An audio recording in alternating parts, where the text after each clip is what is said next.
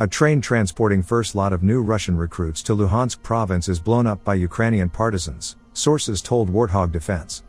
We are waiting for the details of the attack and we will let you know. The short horror stories about Russian mobilization efforts continues on social networks. Here we have excellent conditions and authentic wooden barracks for your ultimate Russian army experience. Some pay huge money for this. Как-то вот такая канительная. Тут он дровишек накопытили, сами копытим, рожаем. В армии-то рожают же. Ну, типа такого. Вот тут парни стоят, курят, травят свой организм. Все, и вот так вот выглядит. Там, смотрите, народу, вот это все полные казармы. Так что, пацаны, давайте ждем вас. У нас места еще есть на верхних шконках. Uniforms and other comfy amenities for the newly mobilized Russian invaders. Just look at the conditions where they are stationed.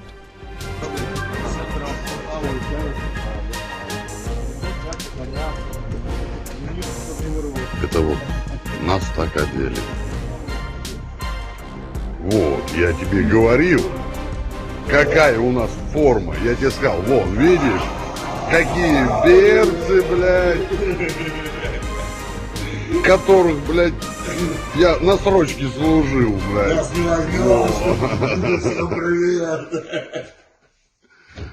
Видела? Вот. Вот туалет. Видишь? Нет, это курилка называется. А вот в туалет заходим, блядь. Это пиздец, блядь.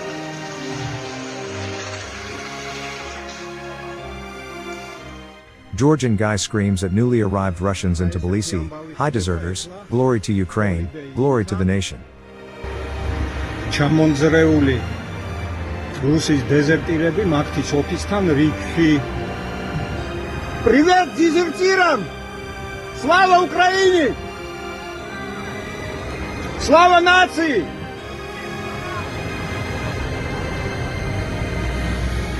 Russian Lend-Lease in Ukraine. От расистов, все ящики полные, сколько в тоннах даже не хочу, не могу исчислить и сказать. 10 метров до границы, и все равно, им было то ли влом, то ли спешили уезжать, в общем, не вывезли, побросали, но нам же теперь есть чем, и раньше было чем ответку давать, а сейчас так тем более. Так что спасибо Ленд-Лизу от России. Thanks for watching, and don't forget to subscribe. Also, if you want to support Warthog Defense, please become our member and get early access to new videos, exclusive members-only videos, and become administrator in comment section. The membership link is in the description. Every day. We had a guy last week, it's 6 rescues in 6 days. He's doing the job every day.